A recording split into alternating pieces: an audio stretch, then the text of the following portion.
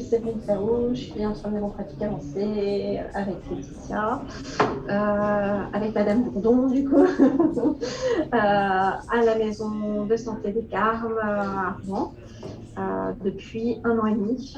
Avant, j'étais infirmière libérale à cette même MSC, voilà, depuis 15 ans.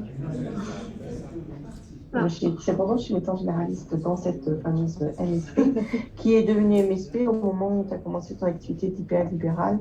C'était une coïncidence. On n'a pas fait exprès, mais c'était une coïncidence. On peut faire un petit tour de table. Il y a le jardinier, je pense. Madame Perrinet, je suis médecin généraliste à Rouen et rive gauche. À chaque fois, je précise. À chaque fois que tu me vois, tu précises. Je suis dans on a créé une MSP hors les murs, mais voilà, donc, qui est tout à fait récent, puisqu'on a commencé en début d'année. Voilà, c'est tout. Alors, ça, juste une question quand même pour les IPA. C'est vrai que les formations des IPA, ça m'intéresse parce que j'ai plusieurs infirmières de mon secteur qui en fait sont un peu surchargées de boulot, etc. et qui en ont entendu parler, mais avec nous, ça va un peu des formations. Il y a d'accord. Où tu veux.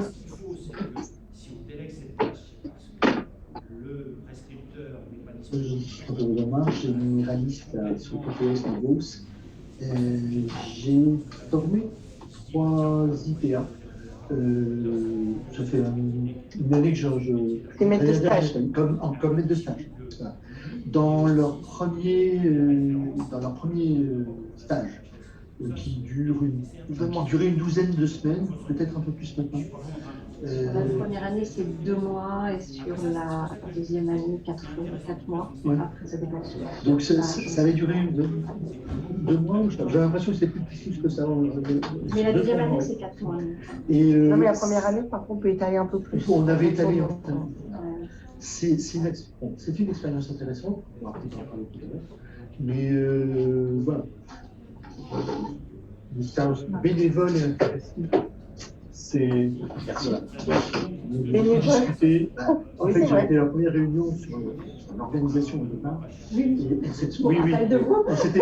s'était voilà. J'avais eu une réponse. J'aurais des arguments à répondre aussi aux gens qui managent les choses et d'avoir une rémunération aussi des IPA qui n'est pas beaucoup plus élevée qui pose des problèmes aussi. Mais la rémunération, ça n'a aucun intérêt pour la hiérarchie. Ok. Bonjour, donc Sophie Labatte. Je suis infirmière, moi, donc du coup, entre gauche et droite, soit dessous de la croix, directement. Voilà, comme ça, je me distingue quand même. Et de ce fait, en fait, moi, je viens un petit peu plus pour l'information, parce que l'IPA, Zalé, tout ça, ça aurait pu m'intéresser. Mais du coup, je suis plutôt en fin de carrière. Ce qui fait que, du coup, IPA, c'est mort, on va dire, au vu des 2 ans de formation requis.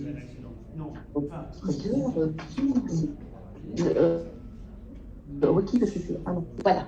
Et c'est 2 années requis, et 1 an, 2 ans. J'aurais pas dû m'embarquer sur ce terme-là, mais bon, voilà. Et puis du coup, peut-être à Zalé, mais en même temps, nous, on est juste un petit cabinet solo de 2 infirmiers, donc un nouveau collègue là, qui n'est pas forcément dans les mêmes objectifs que moi, parce que c'était plus pour justement développer cette prise en charge du patient dans son ensemble, voilà, en partenariat avec des médecins, institutions de enfin, voilà, tout un système, mais qui ne soit pas dépendant de moi, parce que moi, je ne suis pas des plus organisés, donc moi, je veux bien faire partie d'un groupe, pour le coup, mais impulser, voilà, c'est pas trop dans les compétences. Voilà. Un tour de table. Patrick Guémet, médecin généraliste, président de l'Ordre des médecins de Seine-Marie. Donc, je vais me présenter, Laurence Galazzi, en pratique. Alors, moi, je suis dans 2 maisons de santé où, en fait, il y a 2 infirmières à Zalé, IPA, je ne connais pas. Et où ça? Quelle maison de santé? Alors, Croisy-sur-Andelle et Gaillon. Ok, alors, on se disait IPA, ça veut dire quoi? Donc, plusieurs m'ont demandé ce matin, c'est quoi IPA? Donc j'ai dit c'est infirmier en pratique avancée et voilà, les gens ne savaient pas forcément ce que c'était. C'est pas que des bières, c'est ça qu'on voulait dire.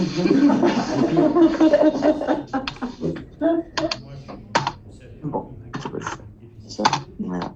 Donc rapidement, il y a un deuxième atelier sur les IPA pour ceux que ça intéresse vraiment, qui est plutôt sur la formation des IPA. Donc là, on va aller un peu vite sur la formation. Alors du coup, c'est sur 2 ans que ça se passe la formation en fait. Il faut au moins 3 ans d'expérience, mais la formation peut être faite directement à la sortie de l'infirmière. Il faudra 3 ans d'expérience infirmière pour travailler en tant qu'IPA. Donc c'est un diplôme d'état infirmier en pratique avancée qui est un grade master.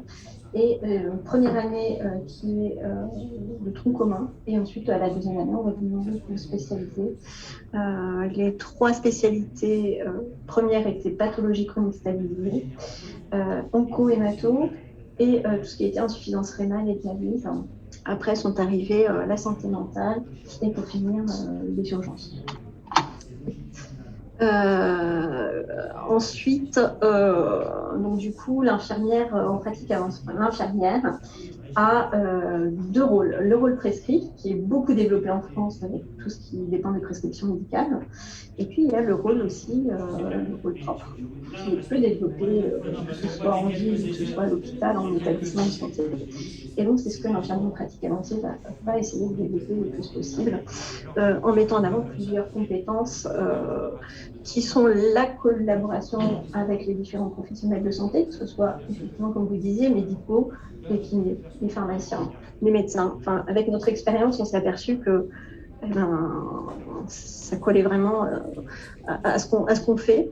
La clinique infirmière avec le diagnostic infirmier et tout ce qui est raisonnement clinique infirmier. L'accompagnement du patient, tout ce qui est en globalité, comme vous dites, tout ce qui est biopsychosocial. Alors, j'ai beaucoup dans le social, j'ai beaucoup dans la psychologie aussi. Le leadership, on emmène un peu nos équipes, notamment au niveau de la MST, dans les protocoles. On peut être moteur, on peut l'être. On va aller sur de la recherche on travaille sur des données probantes, au feeling. Et puis, on va effectivement prendre des décisions par rapport à l'éthique qui paraît tout à fait logique. Je reviens sur le raisonnement clinique. Ce qu'on disait tout à l'heure, c'est que quand Séverine a fait le stage avec moi, on s'est rendu compte que le raisonnement infirmier n'était pas dans le même sens que le raisonnement médical. C'est-à-dire que l'infirmière, elle a souvent le diagnostic ou l'ordonnance qui est déjà faite et elle va travailler autour de ce qui est déjà connu. Les médecins, on part sur un raisonnement plutôt hypothético-déductif avec des plaintes indifférenciées et on va essayer de comprendre quel est le diagnostic. Et c'est vrai que c'était une démarche qui était un peu inverse pour les infirmières et c'était un travail assez intense. Et ça reste, enfin, moi, ma façon de voir les choses, elle dépend de vous en fait. Enfin, moi, j'ai besoin du diagnostic pour dire comment j'oriente la prise en charge de mon patient. Je n'ai pas vos compétences, loin de là. Et c'est pour ça qu'on disait que tout ce qui était d'ailleurs dossier médical partagé était hyper important parce que vous avez toutes les informations dans les dossiers avec le traitement, avec tout ce qui a été fait aussi, tous les examens paracliniques, etc. En étant infirmière libérale. Quand on est infirmière libérale, comme je vous disais, on arrive sur le rôle prescrit. Il faut faire la prise de sang, il faut faire le dextro, l'injection, le pansement. Mais, oui, il y a un pansement, oui, tiens, il y a un pansement à faire, mais est-ce que le patient, est-ce qu'il a une bonne nutrition, la cicatrisation, tiens, oui, il faut mettre de la contention, est-ce qu'il y a une bonne circulation, est-ce qu'on peut mettre une double contention, est-ce que au niveau artériel, ça passe ou pas, enfin, c'est plein de choses que on fait ce qui est écrit. Là aujourd'hui, c'est des choses qu'on peut se poser. Le raisonnement est différent. Enfin, vraiment, on va plus loin dans notre raisonnement clinique, mais on part toujours de vos diagnostics pour aller plus loin dans ce que nous on peut apporter aux patients. Ça reste quand même. On pense très différemment. Il y a Karine qui demande combien il y a d'IPA en pathologie chronique en Seine-Maritime. Bonne question. Je peux parler des infirmières qui sont installées en Seine-Maritime. En libéral, nous sommes à 2. Une infirmière qui est sur Le Havre et moi qui est sur Rouen. Dans l'heure, je sais qu'il y a aussi d'autres patients, d'autres IPA qui sont installés. Il y a des IPA pathologie chronique stabilisée qui sont en salariés Azali. Par contre, je ne sais pas combien il y en a. On est beaucoup plus nombreux en visio. Hein. On n'avait pas vu parce que ce matin, il n'y avait personne en visio. Combien par promo en France? Je ne saurais pas dire. On parlait là sur l'université. L'université maintenant, la formation se faisait avant sur Rouen, maintenant elle se fait sur Rouen et Caen. Cette année, ils sont sur une promo de 38. Hein. Moi, ma première année, donc en 2019-2020, on était sur 25. Hein, donc ça monte petit à petit. Donc 2 en libéral, hein. Les autres étaient hospitalières. Hospitalière ou Azali. Ou Azali.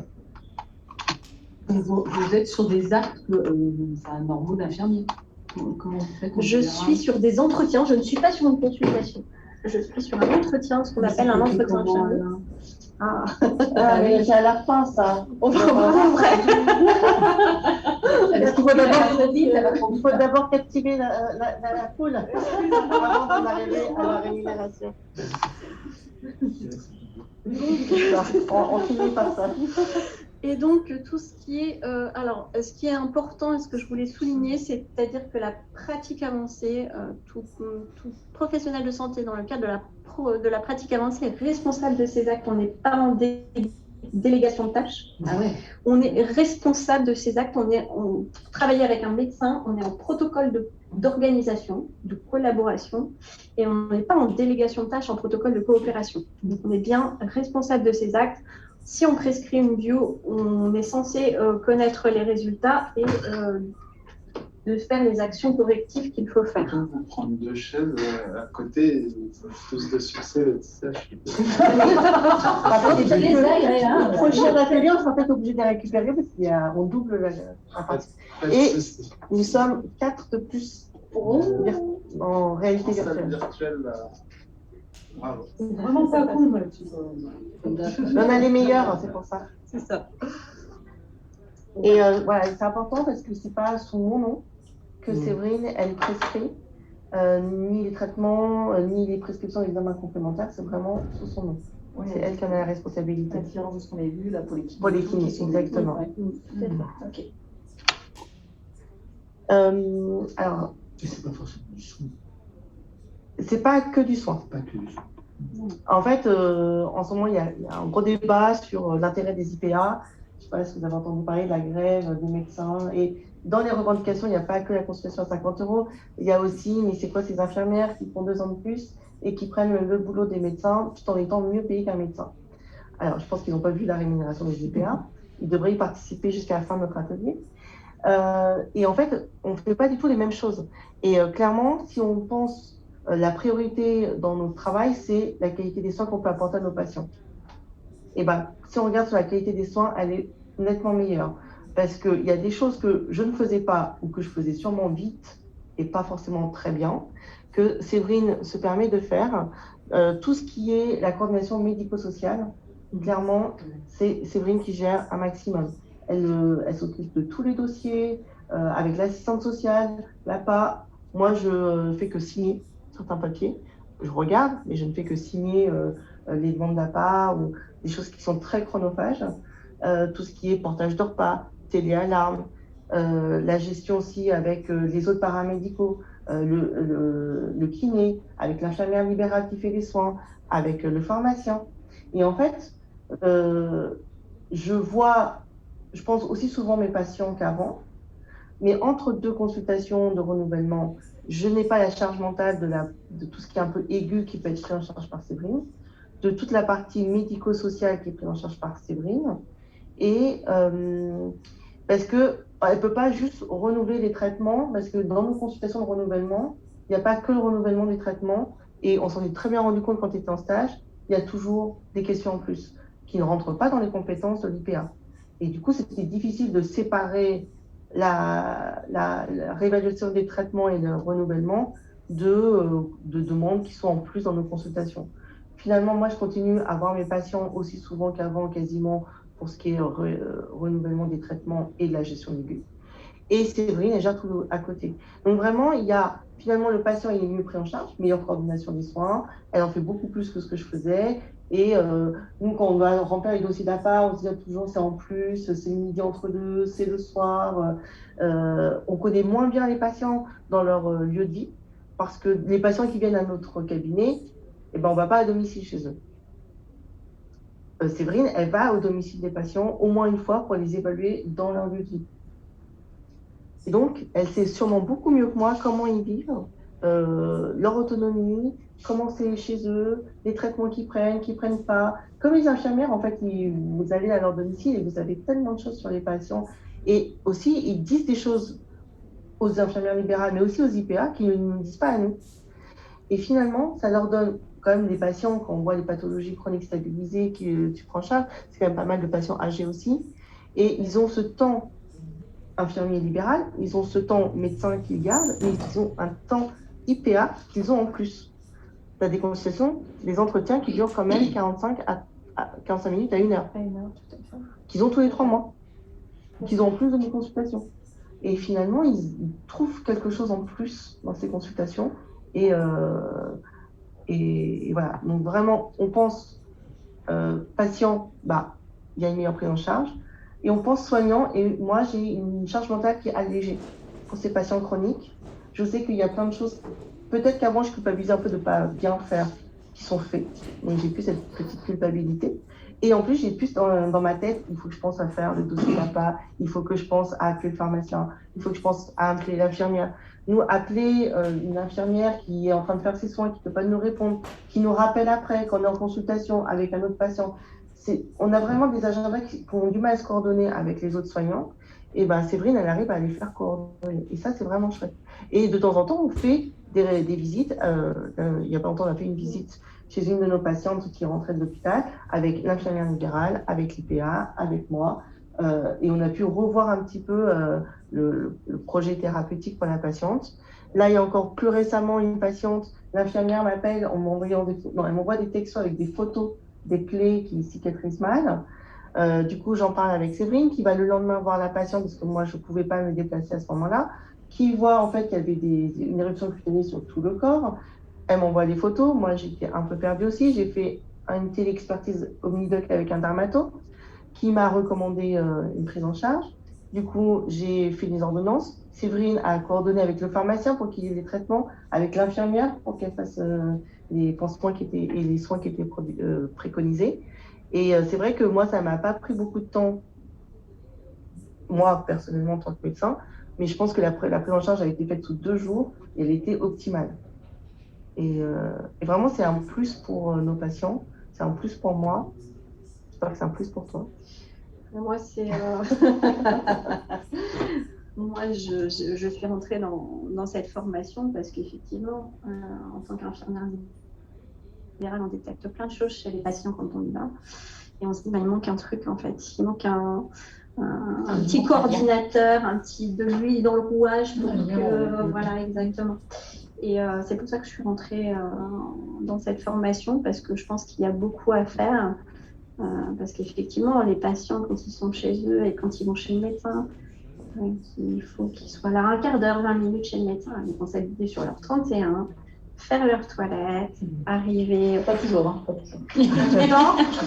Mais quand même... Ceux qui veulent cacher, ils cachent bien. Ah oui. Ils savent bien cacher. Être cohérent pendant 15 minutes en se concentrant bien, en arrivant une demi-heure avant pour être à peu près... Voilà. Et puis quand on va chez lui, c'est pas catastrophe. En fait, je conçois bien comment ça peut être intéressant. Le travail, tu sais, d'aller chez les gens, coordination des soins, coordination sociale, les surveillances.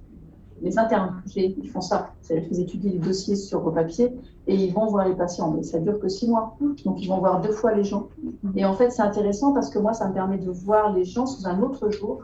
Et effectivement, ils leur disent des choses qu'ils n'ont pas forcément dit. Et c'est vrai que maintenant que je fais ça depuis quelques années avec les étudiants, je me dis que ce serait bien qu'on puisse Franchir un cap. aller plus loin. C'est ça. Plus loin parce que c'est des patients qui mériteraient d'être suivis régulièrement, pas forcément. C'est des gens qui vont bien, mais qu'il faut continuer à suivre parce que ça reste des gens fragiles. Exactement. Et je trouve que c'est détection de fragilité Oui. et puis des orientations du coup vers des HDJ pour la prévention des chutes. Puis des gens qui baissent quand même. L'idée serait justement d'éviter ces baisses petit à petit. Et c'est vrai que tu as une meilleure connaissance aussi de certains réseaux, notamment gériatriques, parce que tu as fait aussi des stages là-bas, et tu connais mieux les HDJ pour les chutes, pour faire des tests neuropsychologiques. On prend un temps fou déjà à chercher où est-ce qu'on peut les envoyer, on n'a pas le contact, finalement c'est pas toujours fait, alors que là, je sais que ça va être fait. Donc c'est vrai que ça m'enlève quand même une partie de la... Et ça me permet aussi d'avoir plus de patience. Ce qu'on a fait, c'est qu'en EHPAD, on travaille sur 2 EHPAD. Enfin, moi, je travaille sur 2 EHPAD en tant que médecin traitant de patients. J'avais un patient dans chaque EHPAD. Et maintenant, j'en dois avoir une dizaine dans chacun des 2 EHPAD. Parce que quand même, les patients en EHPAD, la plupart, ils sont quand même stabilisés. Il y a quand même des fois où pendant des années, on prescrit les mêmes choses. Et ben finalement, moi, j'y vais tous les 6 mois. Sauf s'il y a un truc entre deux, mais j'y vais tous les 6 mois. Toi, tu y vas plus régulièrement, tu les surveilles. Nous, on échange sur notre moyen de communication pour dire, tiens, moi j'ai vu celui-là, est-ce que dans un mois tu peux retourner le voir, j'ai modifié son traitement pour la tension. Et tout ce qui est un petit peu aigu sur les pathologies, tu arrives à les détecter, à voir les décompensations. Tout ce qui est en dehors de ton champ, tu me les renvoies, évidemment. On sait quand même les limites de chacune de ce qu'on fait. Oui, parce que je ne vous ai pas dit qu'en fait, dans les pathologies chroniques stabilisées, c'est quand même très... on ne fait pas n'importe quoi, on ne prend pas n'importe qui en charge. On a des pathologies bien précises, des gens qui ont de l'insuffisance cardiaque, des coronaropathies, des artériopathies, des AVC, des personnes qui ont du diabète, tout ce qui est épilepsie, Parkinson, insuffisance respiratoire et démence. On les a tous. Et puis en plus, les gens, je crois qu'ils aiment bien. Enfin, je suis sûre qu'ils sont ravis de te voir. Alors ça dépend lesquels. Parce que souvent, tu te dis, non, c'est des petits vieux, c'est longtemps qu'ils suivent. Et en fait, ils aiment bien parce qu'ils ont ce suivi. Ils sont surpris au début et très contents après. Tout à fait. Et on est très dans le suivi de ces pathologies, mais aussi dans la prévention. Et du coup, il y a des personnes qui vont pas adhérer parce que la prévention, c'est pas du tout dans leurs habitudes et voilà, ils s'y voient pas d'intérêt. Par contre, il y a des gens qui viennent me voir, ils savent vraiment pourquoi ils viennent me voir. Ils ont leur liste de questions. Il y a vraiment des gens qui adhèrent, des patients qui. J'ai une patiente en tête pour laquelle je suis son neveu. Et elle, je ne la suivais pas, elle m'avait suivie au cabinet. Et bien l'autre jour, elle était complètement perdue. Elle est trouble amnésique, elle est venue me voir et elle me dit là, il faut que vous fassiez quelque chose pour moi. Je dis on va voir ça. Je vous prends rendez-vous avec votre médecin. Est-ce que votre médecin vous voyez bientôt? Non. Bon, on a été sur le Doctolib, on a pris un rendez-vous dans 1 semaine. Le médecin est au courant et elle va le voir. Et voilà. Et elle me dit je dis, si vous voulez, on pourra vous suivre, je pourrais vous suivre. Ok, c'est bon. Voilà. Mais au moins, cette dame-là, et ça va nous permettre aussi de mieux prendre en charge notre... On a diversifié aussi un peu. Par exemple, là, on intervient dans un foyer de précarité avec des hommes qui étaient dans la rue et qui vivent dans un foyer maintenant. Et nous, on est arrivé en tant que médecin pour être médecin traitant on suit 35 personnes là-bas. Et nous, on est 7 médecins, on fait une vacation par semaine, on tourne à 7, on y va une fois toutes les 7 semaines. Et Séverine, elle est là-bas en tant qu'IPA et elle fait toute la coordination aussi des soins, même si elle est une infirmière coordinatrice, elle nous prépare tous les dossiers, elle refait le point sur chaque patient. Et vraiment, c'est une aide incroyable. Là, on a monté un truc sur le mois sans tabac et pourtant, ils sont alcoolo-tabagiques depuis très, très, très, très, très, très longtemps. Et on était hyper surpris, parce que c'est des gens qui sont insaisissables, qui sortent, qui vont s'alcooliser dans la rue et tout ça. Et ils viennent, ils arrivent à rester 2 heures dans un atelier à participer, alors qu'ils fument et qu'ils boivent depuis hyper longtemps. Et on a été surpris qu'ils adhèrent à un projet comme ça, Et il y a un véritable partage. Enfin, c'est vraiment pas. En plus, avec la kiné pas sur passif, place, hein. qui a organisé aussi tout un protocole de réadaptation à l'effort. Enfin, et c'est vraiment des choses hyper intéressantes qu'on peut faire, qui nous sortent aussi, nous, de notre routine et qui nous permettent d'envisager des choses sans nous prendre plus de temps médical, en fait. C'est ça qui est intéressant, c'est que je ne sais pas si ça m'en enlève beaucoup, mais ça ne m'en prend pas. Et pourtant, je pense que les patients sont mieux soignés et on peut en voir un peu plus. Ouais, ça ne te rajoute pas. Non. Ça ne fait plus un millefeuille, quoi. Non. Ah bah tout ça, on Je en crois a qu'on a parlé, dit hein, tout oui, ce que tout ça à apporte aux fait. patients. Alors, il y a les Il y avait des questions. parties aiguës prise en charge par IPA. Alors, en fait, la partie aiguë, c'est tout ce qui est décompensation.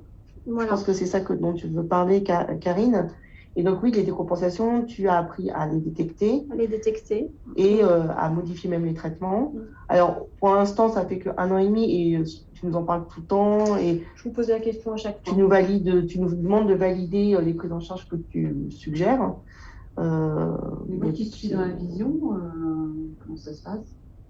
Pardon? La vision. Parce qu'à cet âge-là, peut-être comment ça se passe? Je regarde le suivi là-dessus ou... Non. Ouais. Je regarde le suivi, je demande, je pose la question. En fait, dans les fragilités, il y a effectivement tout ce qui est sensitif, donc effectivement au niveau vision, et on les envoie. J'ai déjà demandé j'ai déjà cherché des rendez-vous avec un ophtalmo. Parce que les EHPAD, en fait, c'est quand même très sympa. Moi, je vise d'aller en tant qu'orthoptiste pouvoir faire une prise de tension et tout ça. C'est quand même cet âge-là, c'est presque obligatoire, quoi. Ah non, c'est intéressant. Je travaille avec les orthoptistes pour les dépistages des rétinopathies diabétiques, effectivement. Mais c'est vrai que pour la vision. Il y a Karine qui dit, je pensais que c'était que des pathologies chroniques stabilisées. Alors oui, on a bien dit, il y a 8 pathologies qui rentrent dedans. Tu es capable de les suivre sur ces pathologies chroniques où elles sont stabilisées, mais elle est aussi en capacité de détecter les décompensations. Et pour l'instant, on valide tous les changements de traitement ou les prises en charge. Mais quand je les ai validés, Séverine, elle peut modifier un traitement, augmenter, diminuer un traitement. Elle ne peut pas instaurer de nouveaux traitements. Tout à fait. Et par contre, elle peut aussi prescrire des surveillances qui vont avec. La dernière fois, on a modifié des traitements de l'Azilix, une décompensation cardiaque, et c'est toi qui as fait la prescription, même si je les avais validés parce que tu voulais quand même t'en assurer, et prescrit l'Iono et les surveillances qui allaient avec. Tout à fait. Et ensuite, tu es parti voir la patiente un jour après, quand tu as pu. C'était des choses qui étaient avec les ordonnances. Ces ordonnances, c'est elle qui prescrit. prescrit. Elle est responsable. Elle est responsable de ses actes, et moi, je ne délègue pas. C'est important. Je ne délègue pas pour l'instant la signature encore. Ça, c'est plus Mon autonomie. Il n'y a pas de problème de remboursement, comme il était évoqué. Alors, on a eu un problème de délivrance de traitement de metformine par un pharmacien qui a eu une ordonnance de Séverine et qui n'a pas délivré la metformine, qui a préféré prolonger une ordonnance périmée de moi, ils ont le droit, qui était obsolète plutôt que d'utiliser son ordonnance. Et en fait, je les ai appelés, ils n'étaient pas au courant que l'IPA avait une extension de ses droits de prescription. Du coup, je dis, quand même, en plus on connaît le pharmacien. Mais c'est pas le pharmacien, c'est quelqu'un d'autre de sa pharmacie. Donc il a refait, mais je lui ai dit peut-être qu'il y aurait une information à faire auprès de l'URPS Pharmacie pour quand même prévenir. Parce que c'est pas nouveau, c'est relativement récent, mais ça date pas d'hier non plus. Voilà. Tu vas n'importe où, tu dis IPA, ils te demandent d'abord de la bière et après ils te demandent. C'est quoi? Même aujourd'hui, il y en a qui m'ont demandé, alors que c'est des gens qui sont motivés. Plus d'appétence pour la collaboration et la coopération. Donc, voilà. Donc c'était pour dire que effectivement, mes consultations, je suis libérale, elles sont remboursées comme une infirmière libérale, c'est-à-dire 100% en ALD ou 60% en Sécu, 40% mutuelle. Voilà, ça ne change pas. C'est combien? J'arrive. Tu passes une heure quand même. C'est ça. Donc la facturation, on facture en trimestre. Alors, il y a le premier forfait qui est l'éligibilité, qui me permet de voir si les patients rentrent dans les pathologies que je peux suivre. Donc, celui-là, il est facturé 20 €. Ensuite, on parle de... Une fois pour toute la vie. Pour tout le temps, voilà. Toute Une la vie. seule fois. Ensuite, on passe en forfait trimestriel. Le premier forfait trimestriel de l'année, il est à 58,80 €. 86, exactement. Trimestriel. Annuel, c'est mieux. Trimestriel. Non, chaque année, en fait, elle a le droit de faire un forfait pour le premier trimestre de 58,86 €. Voilà, quel que soit le nombre de fois qu'elle voit le patient ce premier trimestre. Et ensuite, c'est pour finir l'année, donc 3 forfaits trimestriels qui sont de 32,70. Alors, si tu les vois 4 fois, Un là, si tu les vois forfait. 15 fois, c'est la même chose. Voilà, c'est ça. C'est-à-dire que si je les Oui, vois une c'est fois... un forfait par patient, non pas par nombre de fois où tu fais. Non, Tout à fait. exactement. C'est un forfait. Voilà, c'est C'est le un forfait, bien sûr. C'est un forfait. Et donc, là, c'est pas encore l'avenant neuf, il n'a pas encore été signé, mais là, du coup, aujourd'hui, ils avaient estimé que si une IPA avait une finalité de 300 patients, c'était bon pour vivre. Non. En vrai, non. Bah non. En vrai, non. Parce qu'avec 250 patients que tu as aujourd'hui, Je ne vis pas encore. Bon. Après, effectivement, j'ai des charges des années précédentes puisque j'étais libérale et que je ne commence pas dans l'installation. Voilà. Mais effectivement, aujourd'hui, Globalement, après tu as 100 un an et demi, € par patient par an. voilà, c'est ça. C'est ça C'est ça. Bah, étant Donc, je ne vis pas Non, de mon non, travail. je fais 3 fois 32, C'est plus 150. Ah, 50 de plus 60. C'est ça. Oui. Et ça fait 5 fois. 160 pour 200. Bon, les 200, ça allait. 150 Allez, même € 400, à peu près. même 400 par Compter, la personne. responsabilité de faire des ordonnances. 400 par personne, il t'en faut quand même un petit bout pour gagner un SMIC, C'est ça. on va dire. Mais surtout qu'en libéral, après, il y a les charges Il y a les dessus. charges. Oui, c'est ça, Parce que oui. c'est du libéral. C'est rentable ton truc. Ah, mais je n'en vis pas aujourd'hui. Ça me sert Mais- à Oui, donner mais les c'est charges. pareil. Et à T'es l'hôpital, c'est passionné, pareil. quoi. Hein. À l'hôpital, elles sont payées Passionné, 100 € de plus par Je mois. suis Elles sont payées. absolument... Elles sont payées. Elles ont Là, un salaire. Et là, J'ai- elle paye juste les charges. Pour 2 années de formation en plus, ça avait été ma discussion. Et elles sont payées de quoi, rien, 100 € de plus. Quoi. 100 € de plus. C'est- Donc, voilà. Mais je suis une convaincue, comme vous disiez tout à l'heure à la table ronde, on ne fait pas ça pour l'argent. C'est sûr. Mais il y a des limites là. Bah, Il y a un avenant neuf qui va arriver. Je ne sais pas. À voir. Il y a des choses qui... Je crois qu'il y a une augmentation des forfaits et je crois qu'il y a un On truc. passe, en fait, le forfait d'éligibilité ne va plus exister. Et il y aura un forfait annuel à 60 € et 3 forfaits de suivi à 50. D'accord. 50. Les forfaits, les autres suivis, je crois, sont à 50. Je ne suis même pas sûre. Alors ça, c'est des patients chroniques et il y aura des patients ponctuels. Je ne sais pas.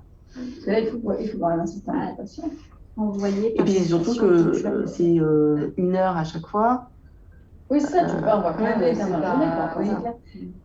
Et tu travailles, donc tu es libéral, et tu as un contrat avec les maisons de santé. J'ai un contrat de collaboration avec la MSP des cartes, en fait, avec les Et médecins. tu peux avoir des collaborations avec plusieurs maisons. Oui. D'accord, tout à fait. D'accord. Et tu dois avoir un bureau.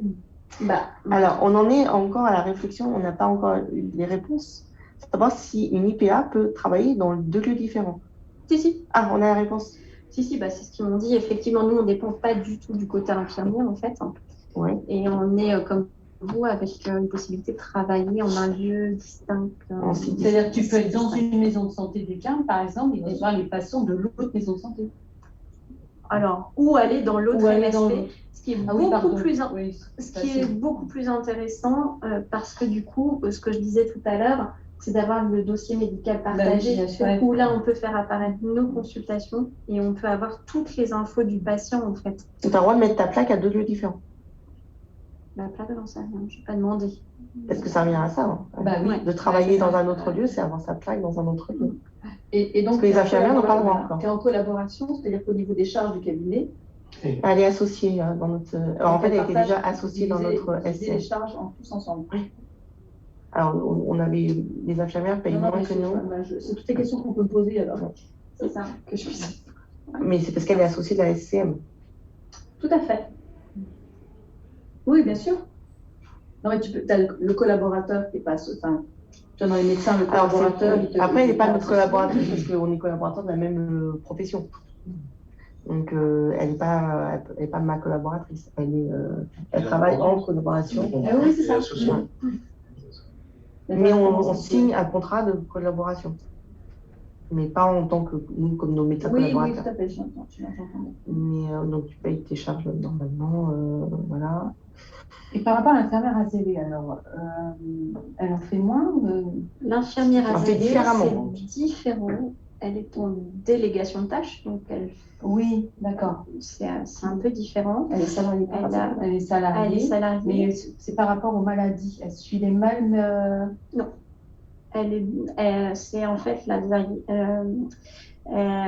c'est infirmière IDSP, santé publique en fait. D'accord, oui. Spécialisée en santé publique en fait. Parce que tu disais pas tout à l'heure qu'il y avait une salariée azélée, une PA, non? Tu disais pas ça tout à l'heure? Tout à fait. Donc justement, je me demandais comment ça se passait pour elle, si elle travaillait en délégation de tâches ou est-ce qu'elle était en autonomie. C'est compliqué parce que le fait d'être en azélée, c'est un protocole de coopération. En fait, Je pense qu'elle travaille à mi-temps. En fait. Elle fait mi-temps azélée, salariée, et mi-temps IPA libéral. D'accord. Elle peut. Je crois. Parce que du coup, ça. Voilà. Après, du coup, ça fait quand même des charges sur les libérales pour un mi-temps. Ce qui est... Oui. IPA azélée. Alors, je ne sais pas trop. Ça peut être moins d'une heure. Ouais, c'est passionnant. Oui, quand même. probablement. C'est intéressant. tout ça, Alors, c'est intéressant parce que franchement, moi, c'est totalement personnel et que pour ma pote. Mais en fait, on est toujours dans la difficulté de trouver des collaborateurs médecins. Et moi, je suis en ville. Collaborateurs, etc. Et puis trouver les moments pour. Et en fait, là ça t'ouvre des perspectives d'avoir des personnes qui peuvent te prendre du temps médical, et te laisser toi du temps médical en étant associé, mais en n'étant pas médecin. Et ça c'est pas gênant, mais je suis en train de penser à des possibilités. Et moi, en fait, ce qui m'intéresse, moi, c'est quand je vais voir une personne âgée AVC chez elle, j'en ai une là, qui voit un kiné, qui voit des infirmiers, et finalement, quelqu'un qui coordonne, je trouve ça génial. Qui a besoin d'un local, oui, mais elle n'a pas besoin d'un local tous les jours, de 8h du matin à 8h du soir, 6 jours sur 7. Donc, tu peux avoir après un truc et tu peux avoir un partage au niveau des bureaux qui est beaucoup plus facile. Parce que tu fais quand même une part à domicile. Hein. Je fais une part à domicile. J'ai une grosse part à domicile quand même. J'ai une grosse part à domicile. Mais c'est vrai que voir comment ils vivent les gens, c'est très intéressant chez eux. Mais c'est pas mal. Vous voyez pas les choses comme ça. Travailler Juste de l'autre côté de la salle. Mais parce que, quand même, ça fait longtemps que je dis à Séverine, trouve-toi d'autres médecins avec qui travailler pour agrandir la patientèle. J'ai fait un petit peu sur le tour de mon cabinet. Non, moi, je suis à côté. Je suis là, juste au bout, là. Et t'as pas eu beaucoup de retours, en fait. Mais non, j'arrive pas à joindre les médecins. Alors, pourtant, j'étais par WhatsApp, j'ai envoyé des mails, j'ai téléphoné au secrétaire. Moi, je sais, tu vois, lui, il formait, enfin, je vis avec lui, là, et il formait quand même. Il a formé, hein, les IPA et tout. Et aujourd'hui, je découvre des choses, tu vois, parce qu'on en a beaucoup parlé. On a été au Canada, on a vu des infirmières qui ont travaillé dans les cabinets, etc. Mais tu sais, c'est du flou, quoi. Là, brutalement, ça devient beaucoup plus logique, beaucoup plus. On se voit quand même régulièrement aussi. Hein. Et puis, on se voit quand même à peu près une dizaine de fois par semaine. Donc, tu vois. Et ben voilà. Et en fait, tu te rends compte que ça t'ouvre des perspectives de libération de temps médical voilà, ça m'interpelle. Merci. Mais rien. On va en parler autrement. Alors, est-ce que tu avais. Ouais. Alors, parfois, j'ai fait des prescriptions, mais c'est très rare et je suis pas très sérieuse. Après, je pense que chaque IPA peut trouver aussi sa manière, elle a envie de travailler en fonction des médecins avec qui elle travaille. Ça doit toujours partir d'un projet quand même, pas une infirmière toute seule. Bon, ça doit être un projet quand même à plusieurs. C'est vrai qu'au départ, quand tu m'en as parlé, je t'ai aidé à faire la lettre d'intention, pas mal de choses. Enfin, non, pas la lettre de motivation. Je suis trop dans les trucs de solide. Et d'intention. Et j'ai fait aussi quelques cours aux IPA et on a accueilli aussi d'autres stagiaires IPA. Mais il faut quand même que ça vient rarement de l'infirmière toute seule. Je ne sais pas si ça répond un peu à tes questions. En fait, je n'avais pas vraiment de questions Ouais, précises. en tout Mais cas, voilà, dans à l'idée, l'idée, comme ouais. c'est quand même des termes qui reviennent souvent là, ces dernières années, Mm. c'est vrai que je me suis dit, tiens, pourquoi pas intégrer un fonctionnement plutôt de groupe, ce qui m'intéresse le plus, parce qu'effectivement, donc du coup, nous, on est au quotidien chez les gens, on voit plein de choses, mais en fait, on ne peut pas mettre en place toute seule, pour le coup. Donc, et puis après, c'est du temps, c'est sur du temps personnel. De ce fait, moi, si je vais distribuer, enfin, si je vais donner des médicaments, et que j'en ai donc, on va dire, pour 5 minutes, et que j'y passe une demi-heure parce que y a plein de trucs, et puis que je me sens pas de partir et courir, ça me prend du temps sur mon temps personnel, sur l'organisation de ma journée. Et pourtant, je le fais quand même. Voilà. Mais ça résout rien, en fait. Parce que, je vais l'entendre, super. J'en fais quoi? Donc, du coup, voilà. Donc, c'est vrai que c'est une maison de santé. Mais déjà, travailler en MSP, ça permettrait, même si ce n'est pas dans le même local que les autres, que des médecins et d'autres professionnels, ça permettrait peut-être d'échanger déjà autour de ça. Ah oui. Parce que nous, on voit quand même que depuis qu'on est en MSP depuis 1 an et demi, on discute quand même beaucoup plus avec nos Nathalie et Charlotte qu'on discutait avec toi quand tu étais IDEL chez nous. Tout à fait. Parce que je trouve qu'on prend plus de temps, on a plus de moyens de communication entre nous aussi, qu'on a développé depuis qu'on est en MSP. Par contre, par exemple, moi, à Croisy, il y a 4 infirmiers. IPA, ils ne veulent pas en entendre parler. Hein. Alors que ce n'est pas du tout le boulot d'un infirmier. Voilà. Et ça, je suis un peu scotchée parce qu'en apprenant ce que j'apprends, pour l'instant, ils n'en trouvent pas l'utilité. Guillaume disait, on n'en trouve pas l'utilité pour l'instant, on vient de faire un années. Mais ça a été un waouh. Mais même les infirmières libérales, au départ, elles se questionnaient sur quelle va être sa place, la place par rapport aux infirmières libérales, est-ce qu'elle va faire leur boulot entre guillemets. Les médecins chez nous, pareil. Mathieu Morin, un coordinateur. Je lui ai annoncé qu'il va y avoir un roulement pour le dernier atelier. On va rouler comme ça. Ouais. Un peu comme se faisait la réflexion. Et les médecins, ils n'étaient pas non plus hyper emballés au départ. Les syndicats d'ophtalmo par rapport à ce Comme tu ils vont prendre un changement de mentalité, mais c'est compliqué. Alors que c'est complètement différent, donc je tombe des nues, quoi, parce que ça a été un peu violent. Est-ce que de l'autre côté, vous aviez d'autres questions? Est-ce que vous avez entendu? On vous tourne le dos un peu. De l'autre côté, tu veux dire de l'écran. Oui, très bien, on entend très bien. Ah, merci. C'est très intéressant. Ah, merci. En tout cas, de m'avoir invité à ce forum aujourd'hui. Ah bon, on est content, alors. Oui, c'est un autre département, donc forcément, c'est très loin de chez nous. Mais effectivement, les infirmiers, je travaille pas mal avec des infirmières libérales. Et justement, il y en a une qui me disait, on m'a demandé justement qu'est-ce que ça m'a apporté. Je dis, moi, je trouve ça trop bien parce qu'elle dit, en fait, je peux facilement t'interpeller et j'ai pas de scrupule à t'interpeller. Oui. Plutôt que d'aller de déranger un médecin et finalement ça facilite les échanges. Et les cours sont durs. Enfin, la formation, elle est... Non, mais c'est une semaine par mois. C'est une semaine par mois à peu près, et puis c'est 2 mois de stage la première année, 4 mois la deuxième année. C'est assez. C'est aussi se remettre dans les études. C'est ça.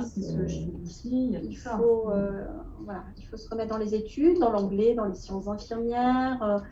Dans tout ce qui est démarche projet, il y a des choses hyper intéressantes. Alors déjà, je trouvais que c'était tard pour moi, mais alors là, c'est un peu plus compliqué. Comme libéral. Après, Azalée, il n'y a pas 2 ans. Il y a une aide, je pense que de 20 000 € pour les 2 années. C'est inspirant aussi. Hein. Oui. Et déjà, rentrer dans une MSP. Elle travaille bien, les infirmières Azalée. Déjà, rentrer en MSP pour travailler avec une équipe et partager autour des patients qu'on a ensemble, C'est déjà, je pense déjà ça change un petit peu son Ouais, travail. oui, mais c'est-à-dire solidaire. qu'il faut que la MSP y réfléchisse en aval.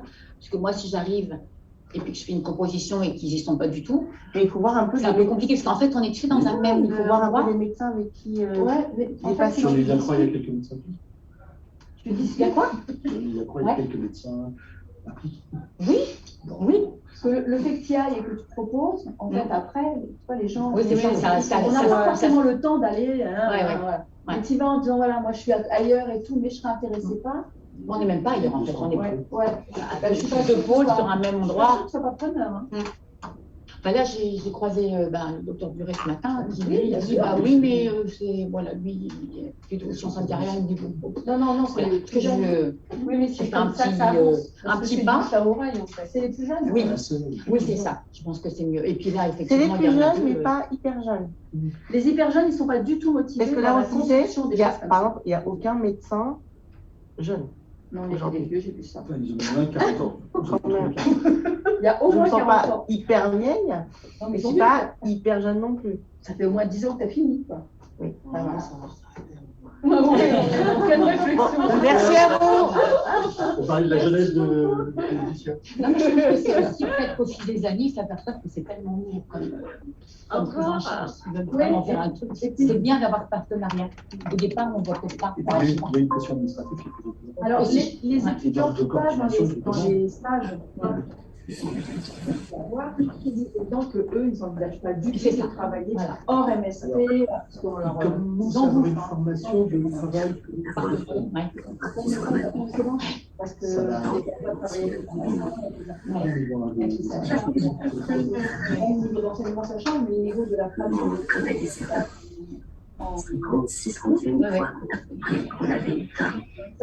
Monsieur, Madame Hébert, est-ce que c'est possible de couper le son, s'il vous plaît? Merci beaucoup. Au revoir tout le monde. Au revoir, merci. J'espère que ça vous a intéressé. Bon courage pour le dernier. écoute, Il faut qu'on Ça passe va de la soirée jeu du 5.